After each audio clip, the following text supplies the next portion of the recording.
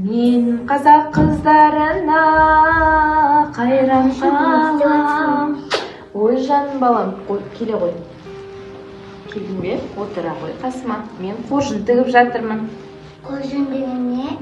Қоржын деген міне осындай екі жағында қалтасы бар сөмке. Бұған қазір осындай дайындап қойған оюларым бар. Осы оюларды қойып, әдемілеп киіз үйдің керегесіне іліп қоямыз. Сонда керек нәрселерімізді осының ішіне салып қоямыз. Көрдің бе? Бұл қандай ою екен білесің бе? Иә. Бұл құсқанат оюы. Құсқанат деген бейбітшілікті, ынтымақтықты және нәзіктікті, мейірімділікті бейнелейтін қазақтың көне оюларының бірі. Балам, мына күбіні ыстап қояйық жақсылап. Күбі деген не зат, әке? Күбі дегеніміз бұл бабаларымыздың сүт өнімдерін ашытуға арналған ыдысы. Күбіні деген қайын ағаштарынан жасалған. Күбімен және де май өнімдерін алады осы күбіден.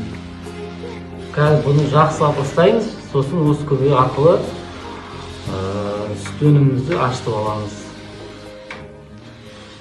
Әкесі үйде талқан бітіп қалыпты. Мына тарыны бізге талқан етіп берші. Мен диірменге салайын, сен айналдырып берші. Жарайды. Бұл диірмен ер адамның күшін қажет етеді. Үлкен екі жастан жасалған. Диірмен деген не зат ол? Диірмен деген бе балам? Диірмен дегеніміз ертеден келе жатқан ата бабамыз қолданған. Бұл құрал арқылы бидайдан ұн шығарады, тарыдан талқан шығарады. Бұл ер адамның күшін қажет ететініміз. Кезінде, сендей кезінде бізде әкемізді қарап отыратын едік, диірмен тартқанын қалай тартқанын.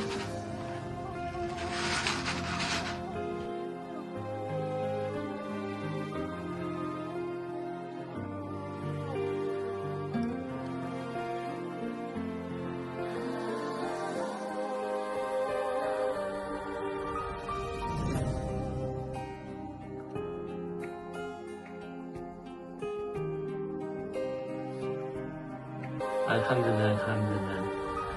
Дастархан әрқашанда адал болсын, еліміз тыныш болсын, ел болсын, ел болсын. Әмин.